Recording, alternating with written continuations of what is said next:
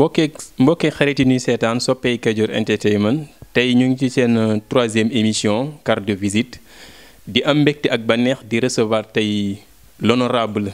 Mor Kane Ndiaye di député de la diaspora à la 13e législature.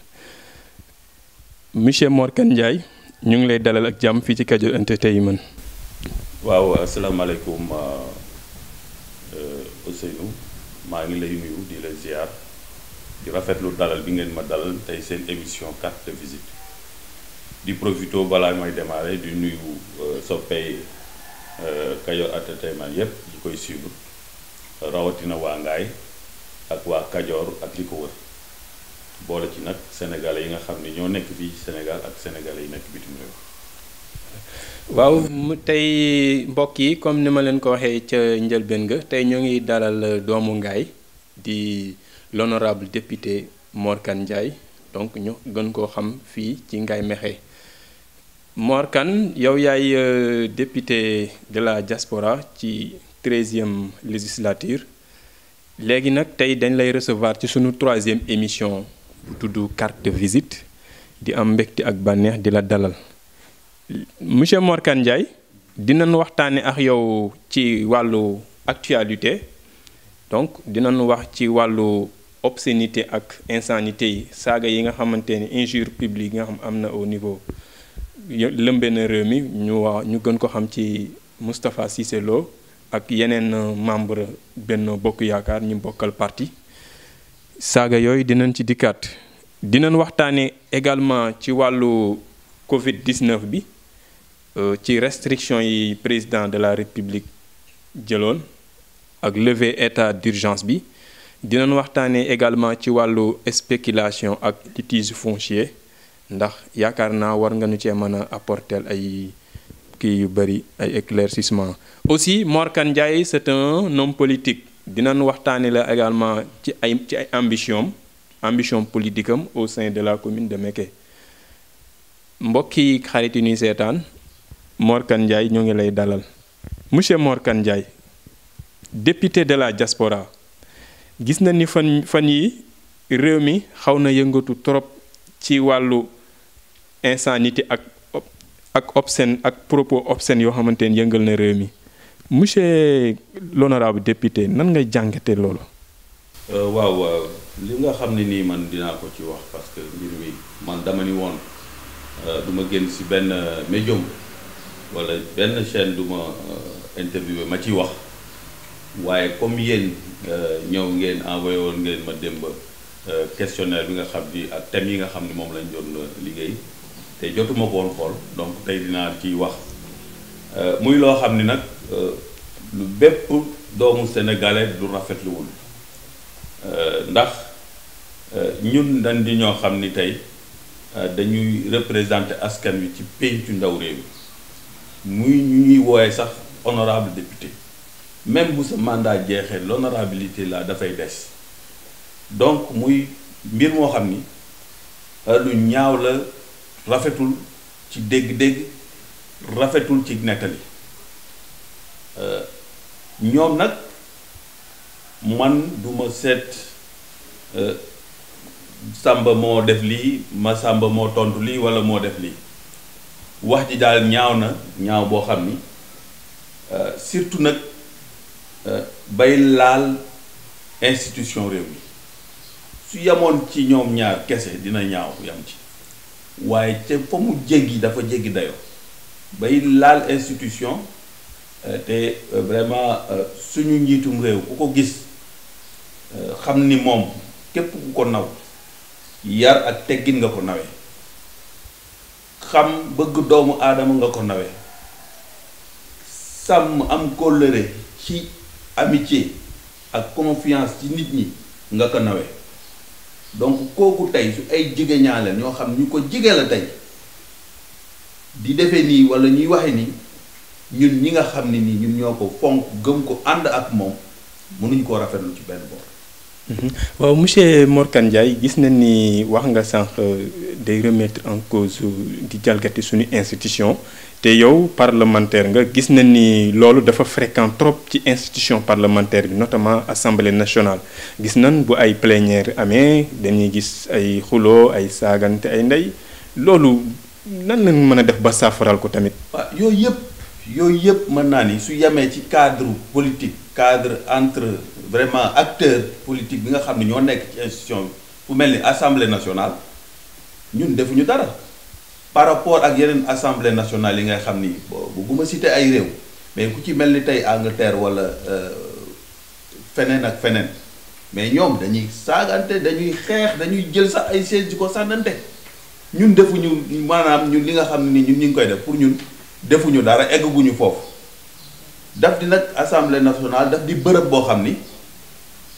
fa la ñuy tënkee lépp loo xam ne nii moo di programme politique boo xam ni l'exécutif bëgg na ko dérouler ci réew mi donc loolu ñu war ko xayma di ko càmbar à chaque fois day am ay divergence entre opposition et majorité loolu nag su fekkee am na nag ñenn ñi de seeni tension ak seeni tempérament mi ngi mel ni rek oto buy dem tey jóge ngaay jëm Dakar ku nekk ngay yàpp ci biir donc yow mi nga xam ne nag yow yaay yore oto bi yow yaa war a xam naka ngay doxale ak bépp client boo yàpp loolu assemblée nationale noonu lay doxee bu fekkee ñii dañ ni ñun programme bi la ñuy soutenir te dañu koy voter à 100% wala dañu koy voter parce que arrangé na sa réew mi ñeneen taxaw ni du ñu ko voter léeg-léeg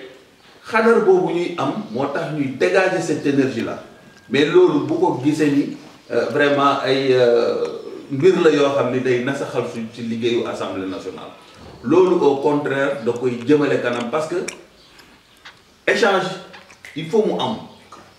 ñi nga xam ni ñoo ànd ak programme bi dinañ mu joxe seeni argumentation ñeneen ñi aussi cela ne veut pas dire que ni ànduñu ci doo déglu seeni argumentaire donc loolu moo koy indi moo tax projet de loi boo xam ni ñëw na assemblée nationale balaa ñu koy gis ci plénière bi dina jaar ay salon yeneen salle de commission yoo xam ni dafa ñu koy étudier te dinañ des fois dañuy discuter ba minuit moins pour ne pas atteindre minuit. waaw léegi honorable député est-ce que discussion yi mën ñu ko def sur la base des idées pertinentes en lieu et place di saagante parce que askan waa ngi koy ñaawlu saa yu plénière amee ñu naan sunu représentants yi ñoom saaga rek leen fay ne xeex ak xuloo est-ce que loolu du dem ba wàññi seen crédibilité. ñoom ñooy gisee ni xuloo la waaye du xuloo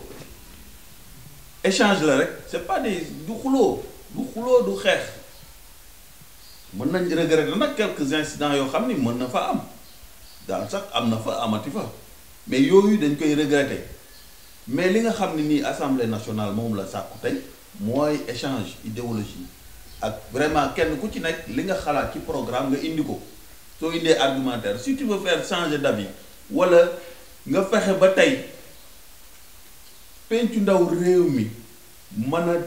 def benn amendement pour jéem a modifier wala demander à une relecture de la nga xam ni moom lañ fa indi bu fekkante ne am nañ argument yoo xam ne yu solide la yu ko mën a def assemblée nationale du hésiter def yooyu amendement yaa def nañ ko bu dul benn yoon du ñaari yoon wala mu rejeter sax li nga xam ne nii moom lañ ko tegal donc assemblée nationale loolu lay wër mais objectif bi nga xam ne li nit ñi di gis ci biti loolu moo am ñun député yi ñoo bokk ndey ñoo bokk baay bien que bu ñu ngi opposé wu mais suñu génnee ñun lépp ñoo koy defandoo ensemble boo ko bala nga ko xam Sénégal moo bindee noonu mais nag su question défendre sa bopp jotee ak défendre un programme boo xam ni yow loolu nga gëm ni yow tey askan bi la mandaté tey yóbbu la assemblée nationale lii moo leen arrangé yow dalay jara nga xar si sa tànk tubéy da ngay wax ba wër géew bi donc loolu moo indi loolu mais du question xuloo du question xeex du question boddi konte du loolu demewul noonu. d'accord mbokk yi ñu ngi dalal toujours l'honorable député Mor Kane Ndiaye mu doon indi ay leeral ci par rapport ak li nga xamante ni moo am ci institution parlementaire bi moo xamante ni mu nga fa muy assemblée nationale monsieur Mor Kane Ndiaye gis nañ ni depuis 2 mars Sénégal mu ngi xeex ak pandémie coronavirus mu nekk loo xamante ni état bi am na ay mesures yu mu ci jëloon ay mesures restrictives ba décréter état d'urgence bi gis na ni levé nañu ko te ci loolu indi na ay programme notamment de distribution d'aide alimentaire pour permettre à la population de faire leur résilience monsieur Mor Kane Ndiaye nan nga jàngatee ki état d'urgence beeg restriction yi président jëloon. waaw donc may profité ci événement bi di ci émission bi di remercier son excellence monsieur le président de la di ko remercier au nom des sénégalais yi nga xam ne ñu ngi fii mais aussi au nom des sénégalais yi nga xam ne ñoo nekk dans la diaspora parce que Sénégal mooy premier pays au monde boo xam ni tey depuis que mbas bi am na ci programme de résilience bi nga xam ne nii tëral na ko ci biir Sénégal xalaat na ci ñi nga xam ñoo nekk bitim réew mu jël lu toll ci 12,5 milliards jagleel ko les Sénégalais de la diaspora mu nekk une chose très rare benn réew defu ko ci àdduna bi kooku tey su ko Sénégal président Macky Sall defee tey ñun dañ koy delloo njukkal di ko delloo njukkal aussi ci fermeté bi nga xam ne nii mesures yi indi woon nañ ko ci mbas mi ndax nag feebar bi muy commencé feebar bi xamuñu ko woon donc ni ñu ko doon déggee ak suñu spécialistes yi ni ñu ko appréhendé woon moo laajoon ay mesures restrictives yoo xam ni dafay des mesures fortes yoo xam ni dañ koy instaurer fii ci Sénégal mu di lu mel ni couvre-feu état d'urgence soxla nag une loi d'habilitation boo xam ni dañ ko waroon a jox Assemblée nationale votel ko pour permettre ko li nga xam ne nii mooy état d'urgence bi bépp décision urgente boo xam ni war na koo jël du soxla vraiment yenn protocole yi pour mën ko jël. waaw monsieur l'honorable gis nañ ni loi d'habilitation boobu diire na lu mat ñetti weer finalement population bi doon nañ ko ŋaññi ndax pour ñu lever état d'urgence bi ak couvre-feu bi. waaw loolu beneen la état d'urgence bi ak loi d'habilitation ñaari fànn la. état d'urgence bi li nga xam ne ni population bi moom lañ doon laaj te aussi ñu leen ciy comprendre aussi di ci comprendre son excellence monsieur le président Macky Sall parce que moom aussi suivant l'évolution de la maladie suivant l'évolution des modes de gestion de contingence yi nga xam ne ni gis nañ ko découvrir ko suñu experts yi ànd ko ak le personnel de la santé ñu leen di remercier au passage ci bravoure bi nga xam ne ni am nañ ko di gérer la pandémie. Donc à chaque fois gis nañ son excellence monsieur le président de la République ñëw na pour woyofal li nga xam ne nii mooy conditions yi mu tegoon Sénégalais yi parce que aussi bi ñu comprendre maladie bi xam nañ ni mënuñu continuer di tëju suñu biir ndax bu ñu ko defee tey dinañ nasaxal suñu économie ñun fii Sénégal am nañ ay réalités yoo xam ne ñun moom la ñuy dund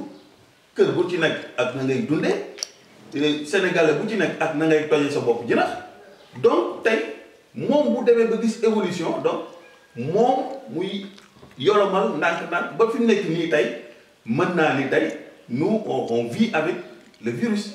ñoo ngi koy dund ku nekk yaa ngi dem ci say occupation yaa ngi dem di uti loo xam ne moom ngay suturloo te jël boo respecter les mesures barrières xam nañ ko le port de masque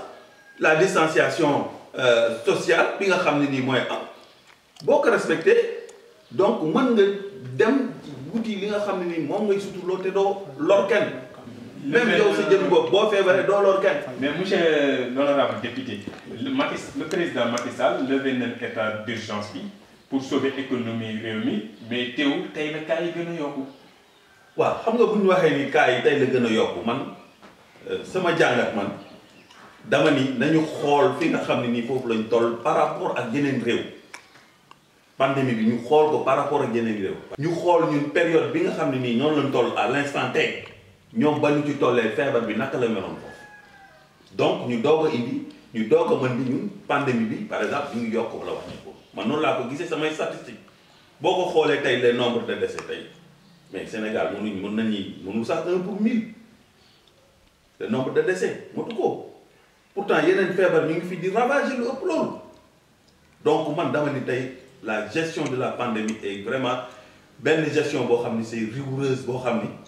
amal nañu ay résultats te résultats yi nga xam ne amal nañu ko mais Sénégal yi dañ ko gis ci kanam donc man gëwuma ni et jàppuma ni sax affaire bi mi ngi gën a di law man dama à chaque fois quand j'ai benn situation présenté damay xool ci bitim réew wala xool ci beneen réew boo xam ni situation bi nekkoon nañ ci ñu xool nag par rapport ak ñun suñuy expert le nombre de guéris mais Sénégal taux bi mu ci am plus de 60% de guérison kooku benn réew amu ko donc naw nañ koy tey suñu système sanitaire par rapport à ça bien que nit ñi dañ doon wax naan voilà ñun suñu système de santé c'est poreux affaire yooyu vraiment ak yooyu yëpp ñu ci doon gis nañ ni nos experts et nos médecins nos docteurs sont vraiment am nañ capacité intellectuelle ak expertise boo xam ni mën nañu génne Sénégal ci goutte bu ne donc ñun loolu dañ koy naw. L'honorable député sànq wax nga ni le président de la République allié woon na ay fonds les Sénégalais de la diaspora pour leur permettre de faire leur résilience fonds yooyu juróom na coow lool ci au niveau de la diaspora. waaw parce que ñoom xamuñu xam nga ñi doon coow ñëpp kenn ku ci nekk mbir su amee te xamuloo vraiment noo koy appréhender mu njëkk la daal. am na ñoo xamante ne sax dañ doon wax waa APR rek la ñuy jox des militants de loolu nag moom ma lay wax ni la gis nga loolu bi mu amee am na ñu doon wax sax ñi nga xam nekk nañ Italie Espagne doon nañ wax naan xaalis boobu diaspora bi soxlawu ko nañ ci defar ay hôpital faj ci Sénégalais yi gis nga lu ñu njëkk a def le ministère des Affaires étrangères que je salue au passage. monsieur Amadou que je rends hommage aussi ci liggéey boo xam ne ni liggéey na ko ci gestion post Covid 19 diaspora boobu lu ñu njëkk a def mooy une plateforme moom lañ njëkk a créer plateforme boobu il faut aller en ligne pour s'inscrire xàmmewuñu kii APR la bokk xàmmewuñu kii réew mi la bokk parce que critère d'éligibilité fooy cocher case fan nga bokk fan ngay dundee di renseigner cette case là nekk fa. donc ñëpp ñoo ci bokk yam te post Covid 19 boobu la plateforme là bi ñu ko defee ba pare dañ ci teg beneen centre d'appel boo xam ni képp koo xam ni mënuloo ci inscrire boo ci wootee ñu jàppale la ba nga inscrire am ci loolu man tey man xam nous faisons partie les députés de la diaspora des comités de gestion des locaux ñun dañ ci bokk donc ñun lu boo gisee tey président teg ñu ci boole ñu ci pour que lépp leer ni midi moo tax mu def ko. kon tey képp koo xam ne yaa ngi ŋaañ ñi naan APR lañ ko jox ak yooyu kooku da ngay wax lu la neex rek mais ñun ñi nga xam ne nii ñoo bokk ci commission bi en collaboration avec les présidents de commission yi nga xam ne ce sont les ambassadeurs les diplomates et les chargés des affaires consulaires wala les consuls yi nga xam ne ñoo nekk sur place ñun xam nañ ni liggéey boobu liggéey bu jaar yoon la te au finish on verra avec le point bi nga xam ne nii le ministère va le faire ce sera quelque chose de clair et limpide amul loo xam ne am na ci ay sikki saak wala lu dul di ko remercier di ko saluer parce que tey permettre na tey son excellence monsieur le président de la république képp koo xam ni signalé wu nga ci plateforme boobu tey dañ lay jox pourtant dañ ne woon dañuy def sax sélection cas par cas mais finalement daf ni képp ku inscrire nañ ko jox muy loo xam ni ñun dañ koy rafetlu di ko saluer parce que aussi amal na nu njëriñ parce que ñëpp xam nañ ni sénégalais de l'extérieur yi ñoo gën a sonn ci mbir mi parce que ñoom au jour le jour lañ daan yónnee seen dépense fii ci Sénégal plus de 1400 milliards du moins lañ daan contribuer ci économie du Sénégal 1400 milliards vous vous rendez compte muy loo xam ni lu rëy la lu am solo la bu ñu demee tey ba jëmmi jamono 1 mois 2 mois 3 mois loolu amul ba tey Sénégal di leen xalaat yónnee kon ngeen war a xam ni kon vraiment loolu lu métti la. léegi nan jógee diaspora bi ñëw teer fii ci Ngaye Mékhé gis nañ ni yow acteur politique nga vous êtes un élu du peuple te mbas mi ba mu ñëwee Sénégal ba léegi ci réew mi gis nañ dans les collectivités territoriales acteurs politiques yi fa nekk ku nekk yaa ngi am na ay actions yooyu mené donc sur cadre social pour permettre à la population de faire de résilience. monsieur l'honorable député yan jéego nga dox ci mbas mi ba mu tàmbalee fii au niveau de Ngaye Mékhé. oui Ousseynou loolu lu am solo la ndax man dama koy faral di wax que ni nit ki tey soo laxasaayoo tey ànd ak moom jàppale ko ku mel ni son excellence monsieur le président Macky Sall depuis 2008 nga ànd ak moom kooku jàppale ko tey amul frontière fépp foo xamee ni mën nga ko faa jàppale da nga ko fay jàppale muy fii mu di bitim réew kon buñ tollee ci jamono bii moom muy jël ci gafaka réew mi di ko def di jàppale doomu aadama yi lu mel ni dund ak ay produits sanitaires di investir beaucoup d'argent pour que ñu mën a contenir la maladie ñun amuñu droit des gannaaw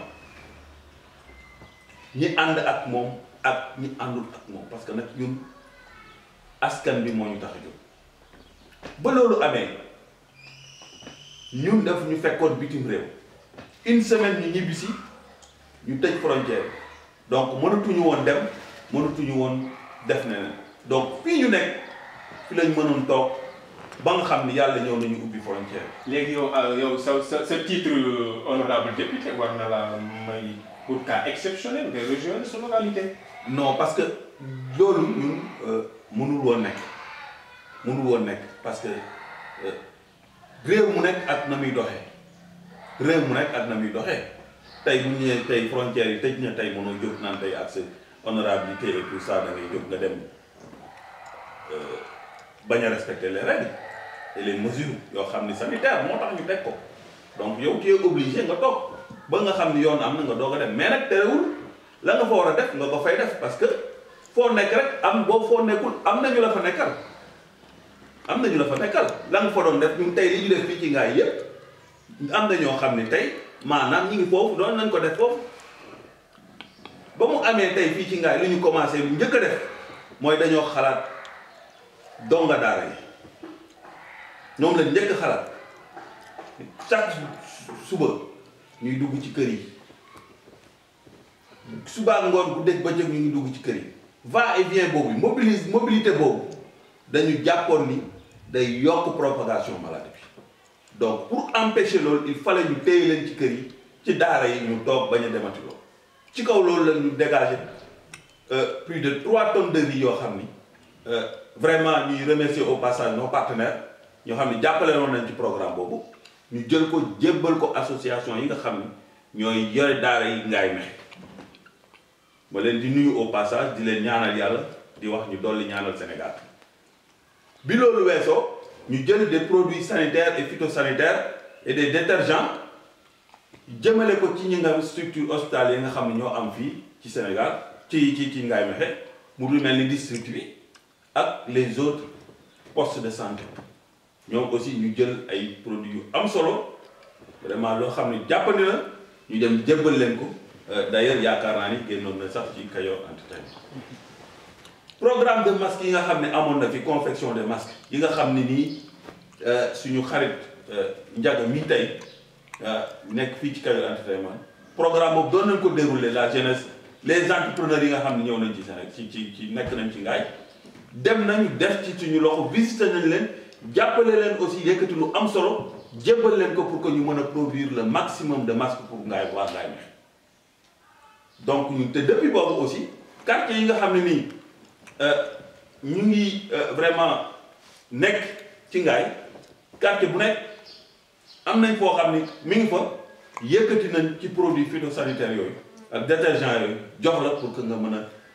sédd au moins ñi nga xam ne nii ñoo nekk ci quartier bi pour mën a raxasu mën di respecter les mesures barrières. ok action sociale yooyu depuis l'honorable député Mor Kane Ndiaye di mëne yëpp dëkk bi ñu ngi ciy teg seen i gët am na loo xamante ni nag bu ko nit defee defu ko gratuitement monsieur Mor Kane Ndiaye ndax mën nañoo xam lan mooy say ambition au sein de la commune de Mékhé ay rumeurs yu circulé ñu naan l'honorable député candidat la pour les prochaines élections locales xam nga noonu ci apporter ay éclaircissement. waaw li ma ci mën a wax rek pour l'instant mooy la je vais pas faire une rétention d'information mais dafa am loo xam ne rek dama koy wax man fii ñu toog tey fi laa juddoo fi laa yaroo fi laa màggee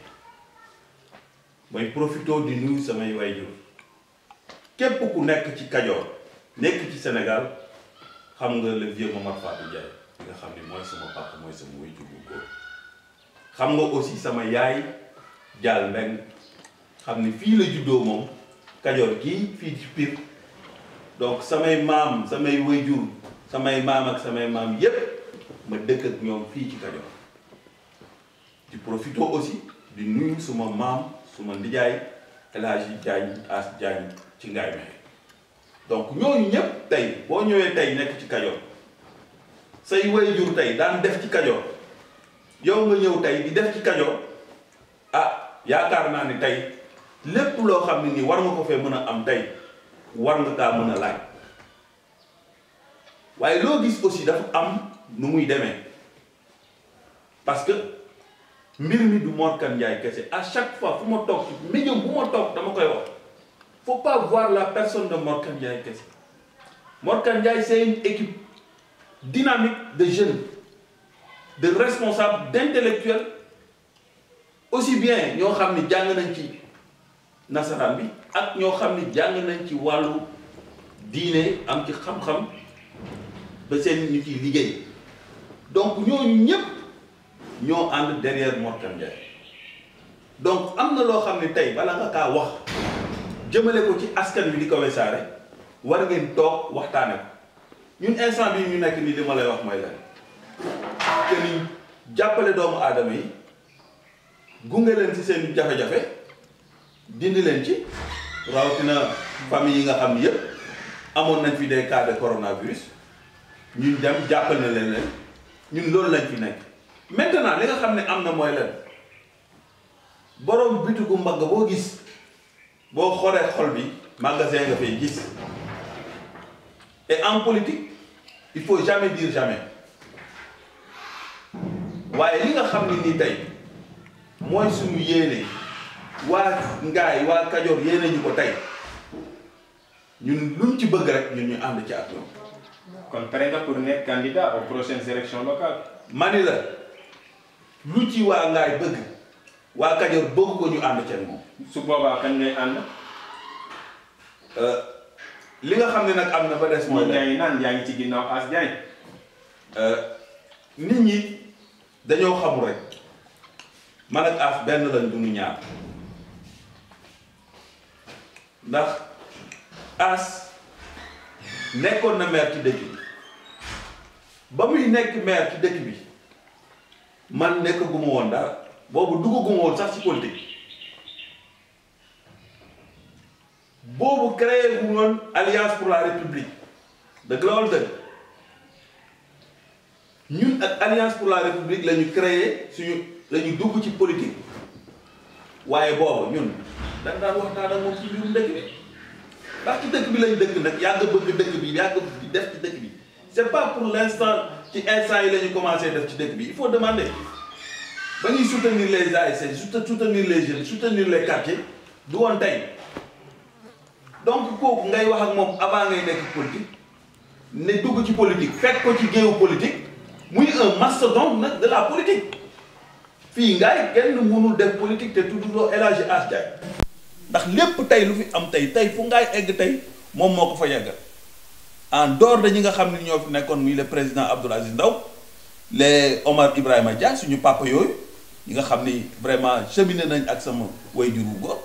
ñu nekkoon fii man dama leen daan jaayal carte au temps des socialistes man sama papa maa ko daan bindal di ko daggal ay souche ay carte di ko joxe fii ci kër gi donc tey booy def loolu tey ba egg si fii tey fekk fi un mastodonte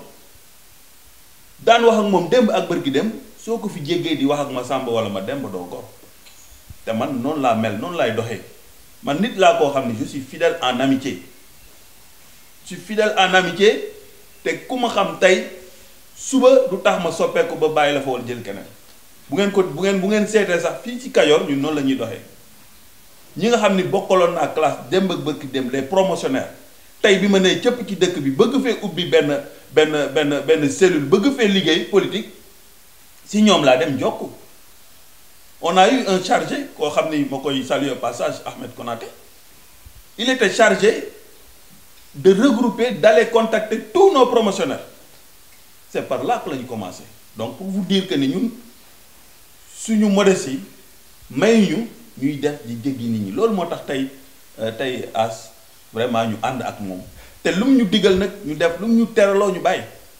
léegi yeneen leader APR yi fi nekk nag. ndax nag li ma la waxoon rek ñun ñëpp képp ku ci yëkkati puso def ko ci mbas bi son excellence monsieur le président Macky Sall nga xool moom nga jàppale donc loolu dama leen ciy remercier parce que demuñu aussi ñoom ñu des li nga xam ne nag am na mooy que ni son excellence monsieur le président Macky Sall ba mu ñëwee créer l'APR l'Alliance pour la République dafa am benn loo xam ne moo fi daan am généralement muy la structuration verticale des partis politiques. Son Excellence, Monsieur le Président de la République, a choisi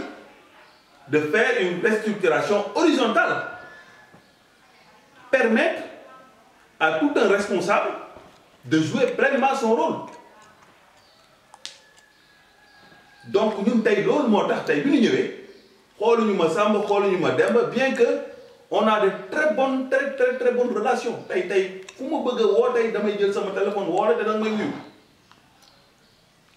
Donc, lolu mo fi am. Donc une restructuration horizontale, son excellence, pourquoi de fait, ça veut dire que un responsable politique, surtout quand on est dem nga bañu takal ndombata parce que nit du xey nek député de la République. Il faut nga joggé ci parti, ñu def la ci liste. Campagne jot nga dem campagne pour ñu fal la. Donc tay bu défé lolu, moi j'ai plus droit tok nan damay xaar ñu ma defal lii wala àndale kii wala defal lii wala def non moi je vais pas le faire je suis assez responsable pour prendre mes responsabilités def li nga xam ne nii moom laa war a def quant à nag sama ambition politique kooku moom le jour viendra suñ ci yeggee ba yegg su jaree yëkkati loxo dinañ yëkkati loxo su jaree aussi moom mu ni ñu kat defal lii wala defal lii def lii bu ci mënee ànd tënku ci ak moom mais ñu def ko. Mais l'honorable député c'est vrai que ni njiitu réew mi le président de l'APR si je peux m'exprimer ainsi moom mën na jël ndogal ni kii laa bëgg ñu jiital ko ca localité ba mu nekk candidat léegi bu fekkente ni kooku nekkul koo xamante ni gërëm na leen dans ce cas nan ngeen prêt pour def yéen. Ah mais xam nga loolu aussi je crois que son excellence monsieur le président de la République est assez informé. Il détient des informations yoo xam ni comme on a l'habitude de le dire c'est le Sénégal le mieux informé. te yaakaar naa ni balaa taxaw tey naan jëlal diw wala jëlal diw war na am nu muy doxalee ca gox boobu ba xam ban candidat tey fera l'affaire du parti mais du toog rek si benn néegam maanaam ni ma koy waxee xaatim rek ni dem leen telle localité teg leen fa ma Samba wala ma Demba du ko def mais nag aussi c'est des locales, c'est des élections locales. Quoi élection locale? Surtout que le mode d'élection a été changé. Quand vous avez fait une liste, après liste, si vous avez fait conseil, nous avons fait une falco. Mais du tête de liste, vous avez fait le maire. Vous avez voté dans député Papa Ndiaye tay lañu def tête de liste mais yow conseil bi ñu toogee du Papa Ndiaye mooy nekk maire ak yi ci daan am yëpp ay tractations yoo xam ne dernière minute lu nekk daan ci am mu nekk benn injustice boo xam ne daawoon na am envers la population locale loolu tey président Macky Sall da koo dindi ba mu set wecc léegi c'est le rendez-vous d'un homme avec sa localité c'est le rendez-vous de Ousin avec waa Ngaye. Donc kooku yaakaar naa ni ku ci war a dugal wax war ci def choix yaakaar naa loolu sax warul am donc le mieux c'est de laisser les populations de Ngaye Mékhé ak ña nga xam ne ni ñoo fa nekk juddoo fa wala beneen localité bu mu mën di nekk ka nga xam ni moo leen doy ñu tànn ko ni ko kat yow yaa ñu doy waaye yaakaar naa ni un parti boo xam ni de man yaakaar naa ni bëgg nga gagner ay localité bëgg nga sa parti dominer te localité ak ni mu demee nii jamono atmosphère politique bi nga xam ne am na instant bi yaakaar naa ni le choix tu vas le laisser aux responsables locaux yi nga xam ne ñoo fa nekk ak les militants yi nga xam ne ñoo fa nekk même sax bu dul militant ak ñàkk militant parce que affaire locale léegi dafa dépasser affaire de parti daf ko dépassé, disons-nous la vérité. Daf ko dépassé léegi nit ki la li nga xam ni jàppe nañ ko ko li nga xam ni jëf na ko ci dëkk ba ak la muy représenté ci dëkk ba loolu la mbir mi noonu la demee. waaye nag du ma jéem a orienté def benn orientation